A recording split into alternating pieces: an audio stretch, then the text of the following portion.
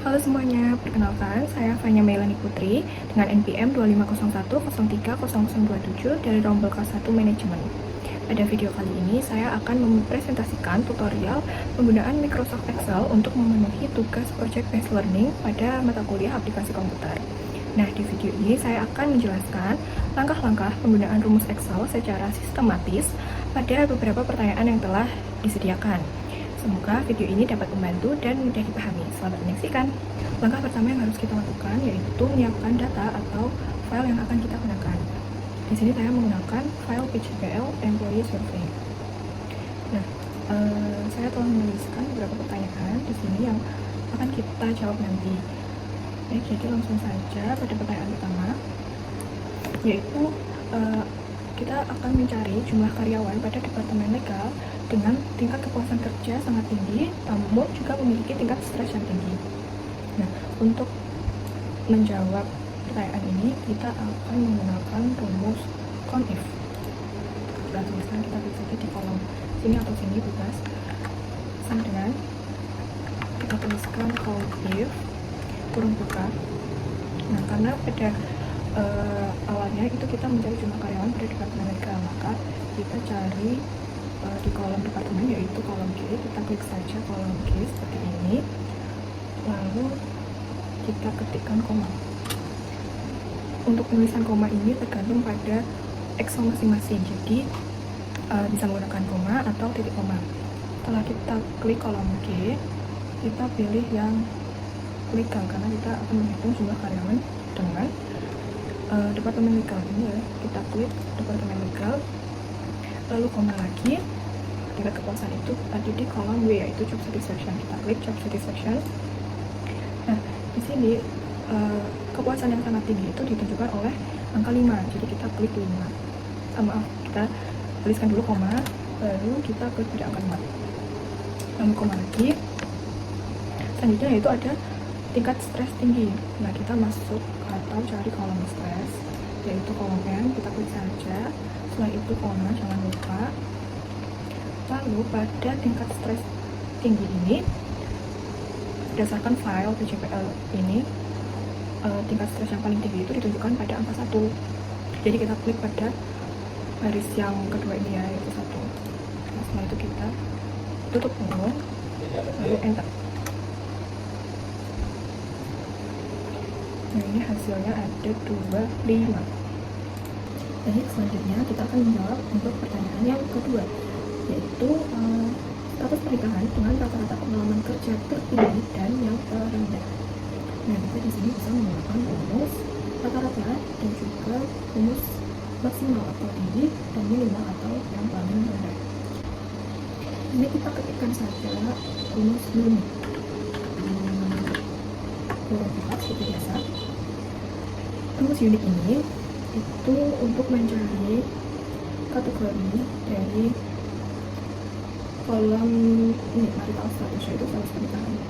Nah, kita klik saja pada kolom D, lalu kurung tutup dan pencet enter. Nah, di sini kan sudah ditulis ya. Jadi status pernikahannya itu berdasarkan data PCPL itu ada married, single, divorce, dan juga widow. Dari menikah, single itu belum berpasangan, divorce bercerai, dan widow atau janda. Setelah kita mendapatkan kategori dari status pernikahan ini, langkah selanjutnya akan kita cari yaitu rata-rata berdasarkan pengalaman kerja. Jadi kita tuliskan di sini yaitu rata-rata.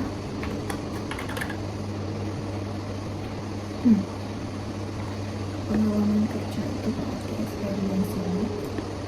Nah, ada experience ini di kolom F. Rata-rata experience. Untuk mencari rata-rata experience, kita bisa menggunakan rumus average if. Kita akan menggunakan rumus if ini karena kita mencari rata-rata dengan kategorinya itu lebih dari 1 kolom. Jadi kita memakai average if. Seperti biasa penutup, lalu kita pergi ke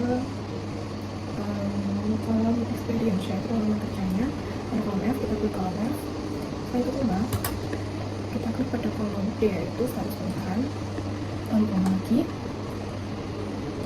Tadi kita akan mencari pada kategori merit, dan di sini telah dituliskan kategorinya masing-masing. Jadi kita klik saja ini merit. Nah, lalu tunggu dan enter. Jadi ini hasilnya bagi rata-rata experience untuk status pernikahan yang merit yaitu 11,8460. Nah, di sini kita langsung drag saja ke bawah ya, kita tarik ke ini sampai hidup. Nah, jadi kita tidak perlu mencarinya satu-satu, bisa langsung seperti ini saja. Dan ini untuk hasilnya ya, rata-rata experience-nya untuk berdasarkan status pernikahan. Lalu kita akan mencari rata-rata pengalaman kerjanya yang paling tinggi dan juga yang paling rendah. Kita akan menggunakan rumus max dan min. Yang pertama kita akan menggunakan rumus max dulu. Di sini kita tuliskan sama dengan max kurang 4. Lalu kita blok saja ini yang rata-rata experience-nya sampai bawah, sampai itu kurang tutup, lalu enter. Nah, jadi terlihat ya di sini bahwa rata-rata pengalaman kerja yang tertinggi itu dari data yang telah kita hitung tadi, yang paling tinggi itu without atau jumlah dengan hasil rata-rata experience yaitu 119. Ini yang maksimal. Lalu untuk yang minimal, kita bisa di sini minimal kita menggunakan rumus min. Kurang 4 sama, kita akan menggunakan cara seperti tadi yaitu titik sampai bawah, kurang tutup, lalu enter. Nah, lihat di sini bahwa hasil dari rata-rata pengalaman kerja yang paling rendah itu yaitu pada single, status pernikahan single dengan rata-rata experience yaitu 5,8935. Nah, selanjutnya kita akan menjawab untuk pertanyaan ketiga, yaitu kita akan mencari job level. Ini ada 2 poin ya. Yang pertama itu job level dengan rata-rata WLB atau work life balance tertinggi. Lalu yang poin kedua itu job level dengan rata-rata PAH atau physical activity hours, aktivitas fisik terlama yang paling tinggi. Nah, untuk menjawab pertanyaan nomor 3 ini caranya itu sama ya dengan pertanyaan yang kedua tadi. Jadi pertama kita menggunakan rumus ini dulu untuk mencari kategori pada kolom job level. Kita cari kolom job level yaitu ada di E. Kita klik saja E, kurang tutup, enter. Nah, di sini sudah tertera atau tertulis yaitu kategori job level yang mid, intern atau fresher, ya, lalu junior, senior, dan juga lead. Lalu kita cari saja di sini rata-rata WLT, rata-rata berdasarkan local balance. Nah, kita pakai rumus average if seperti tadi ya, average if. Kita masuk ke kolom WLT. Nah, ini kolom I WLT, klik saja, lalu koma. Kita masuk ke kolom job level, kolom E, lalu koma. Setelah itu kita klik saja pada kategori mid, ini yang sudah kita tulis tadi menggunakan rumus mid, lalu kurung tutup. Hasilnya segini ya, 3,1618. Lalu kita drag lagi ke bawah sampai lead. Nah, ini hasilnya untuk rata-rata job level berdasarkan work life balance. Lalu di sini kita akan cari maksimalnya dulu ya, karena kan ini job level berdasarkan rata-rata WLT yang tertinggi. Kita pakai rumus maksimal atau max turun ke bawah, maksimal max. Kita sekarang maksimalnya maksimal turun juga. Kita lock saja sampai kategori lead, lalu kurung tutup, kita enter. Nah, untuk job level dengan rata-rata work life balance tertinggi atau WLT itu kita dapatkan pada 3,1618. Jadi ini rata-rata yang paling tinggi yaitu ada di mid ya, kategori mid, ada job level seperti itu. Lalu selanjutnya kita akan mencari pada rata-rata PH atau physical activity hours. Nah, kita tuliskan rata-rata PH. Sini kita pakai rumus sama yaitu average if, kurung buka. Lalu kita cari kolom PAH atau physical activity hours. Nah, ini ya, kolom K, physical activity hours, ini kolom K. Lalu kita klik saja K, koma, job level, lalu kita pilihkan pada ini. Coba tutup enter. Dan jangan lupa untuk drag ke bawah, tidak perlu dicari satu-satu ya. Nah, ini dia tadi rata-rata physical activity hours berdasarkan job level. Nah, kalau kita cari untuk nilai maksimalnya, kalau kita cari ini, jadi kita pakai rumus max. Teman-teman, maksimal kurung buka, lalu kita ini klik saja kurung tutup, enter.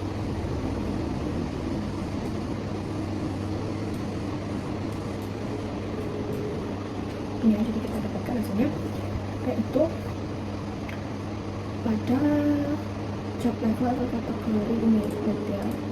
Jadi job level dengan rata-rata PAH atau physical activity hours yang paling tinggi itu ITD kategori lead dengan hasil 2,0735. Selanjutnya kita akan menjawab untuk pertanyaan yang keempat atau yang D, yaitu kita akan mencari jumlah karyawan berdasarkan departemen dengan 5 kategori job level. Di sini kita akan membuat grafik batang bertumpuk karena kita akan mencari lebih dari satu kategori, yaitu job level dengan menggunakan pivot table. Pertama kita akan log dulu semua data dari data A sampai kolom A sampai kolom B, yaitu job satisfaction. Lalu kita masuk ke insert, lalu klik pada pivot table, lalu pilih yang from table atau bench ini, kita klik, lalu di sini akan otomatis ditambahkan ke worksheet yang baru. Setelah membuat sheet baru, tampilannya akan menjadi seperti ini ya. Nah, di bagian pivot table fields itu kita centang yang job level dan departemen. Lalu pada bagian bawah ini untuk yang kolom kita masukkan job level ke kolom. Ini ditarik saja ke bawah, lalu masukkan ke kolom. Untuk yang value kita masukkan departemen ke value, tarik ke bawah lalu ke value. Nah, kalau seperti ini tabelnya akan terlihat seperti ini ya. Untuk yang row itu kita masukkan departemen saja, lalu pada bagian kolom label ini kita klik dan unselect yang blank. Setelah itu kita blok dari judul sampai ke bawah, lalu pilih yang grafik yang berbentuk batang ini, mau klik di kolom ataupun klik di kolom itu bebas, tapi kita pilih yang bertumpuk, yaitu yang kedua ini. Saya pilih ini.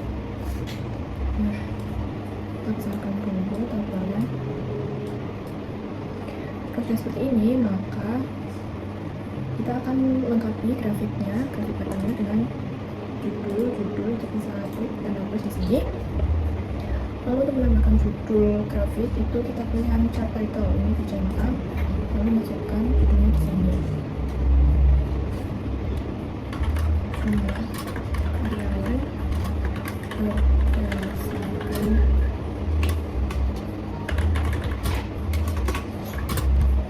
job level. Lalu kita akan menambahkan judul pada bagian bawah sini dan juga pada pinggir sini. Itu kita bisa klik saja tanda plus ini, lalu pilih yang axis title. Nah, setelah itu kita isikan. Jadi di sini itu ada jumlah karyawan. Lalu yang bawah itu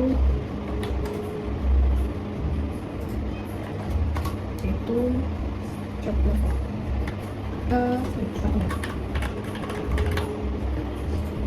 Setelah sudah, kita akan melengkapi dengan angka-angka berdasarkan job levelnya ya.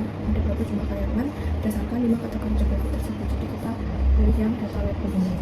Mau diganti dengan warna lain agar terlihat, agar bisa lebih terlihat, itu juga bisa. Kita klik saja pada angka, klik 2 kali ya. Lalu kita pilih di sini pada text option. Nah, kita pilih text field. Lalu untuk colornya ini kita pilih, saya pilih warna putih. ini di klik lagi di option, lalu kita pilih warna putih. Nah, maka yang bagian atas ini akan berubah semua menjadi warna putih. Lalu kita gunakan cara yang sama untuk angka-angka yang berikutnya. Berdasarkan grafik yang telah dibuat, saya bisa menemukan 3 insight, yaitu yang pertama ada perbandingan antar kategori departemen, di mana pada divisi IT itu ia memiliki jumlah karyawan yang lebih banyak daripada divisi yang lainnya. Lalu yang kedua itu ada distribusi data pada kategori job level yang senior. Dilihat dari grafik ini, karyawan yang mendominasi beberapa divisi itu merupakan kategori job level dengan kategori senior. Lalu yang kedua itu ada diikuti dengan kategori mid. Nah, lalu yang ketiga itu terdapat puncak atau titik tertinggi berdasarkan grafik yang telah dibuat. Di sini kita dapat lihat bahwa puncak atau titik tertinggi dari grafik ini yaitu ada di divisi IT pada departemen IT.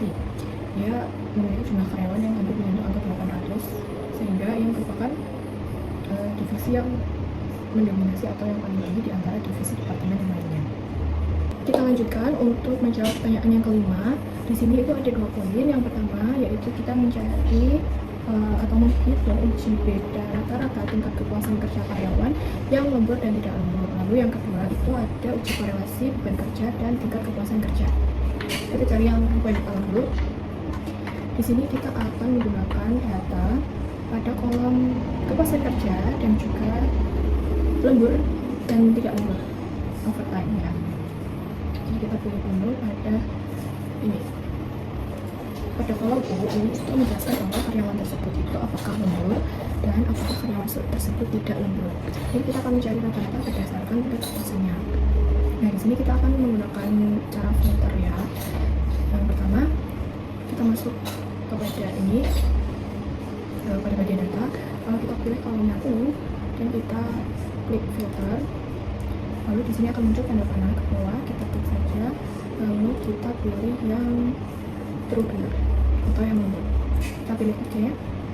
Nah, setelah berubah, maka data ini akan menunjukkan karyawan yang lembur saja karena sudah kita filter.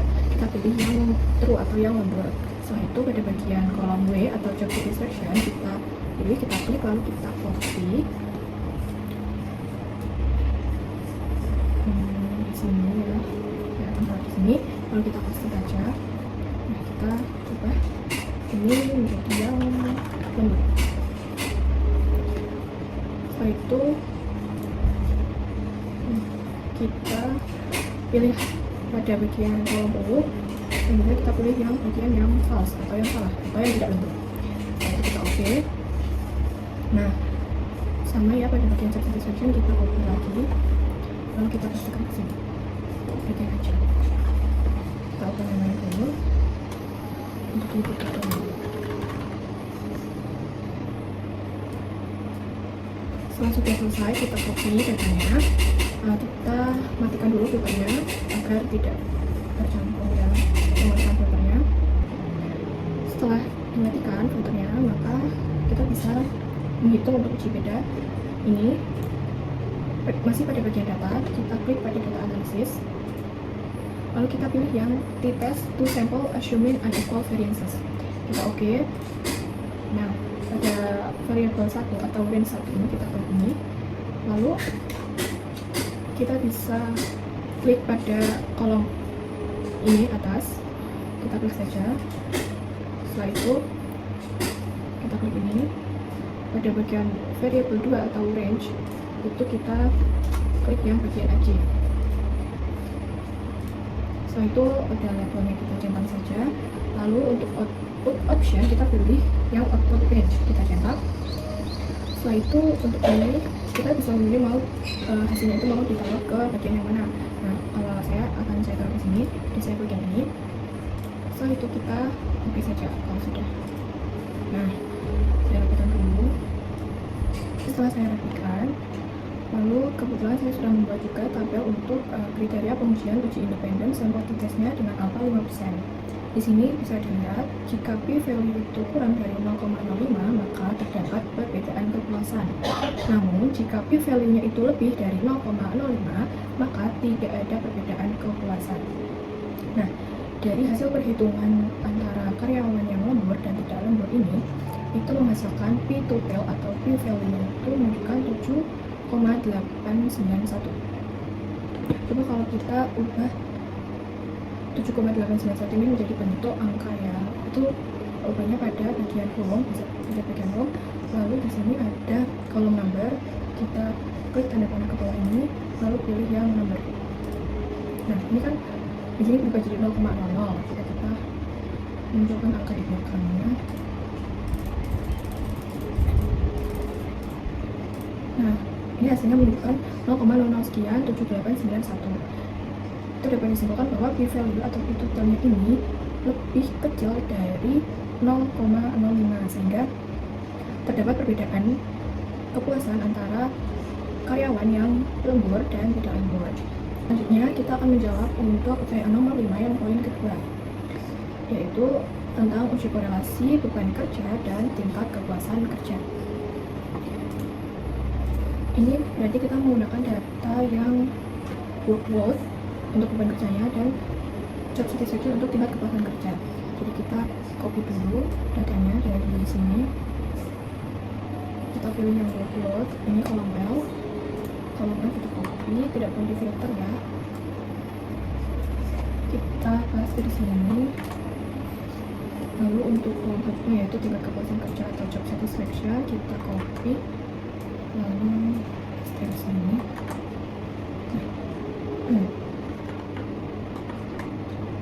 Setelah kita copy datanya, lalu kita masuk ke bagian data di sini, lalu kita gunakan data analisis lagi, lalu kita pilih yang correlation ini karena kita akan mencari uji korelasi, jadi kita pilih correlation, lalu ketik OK.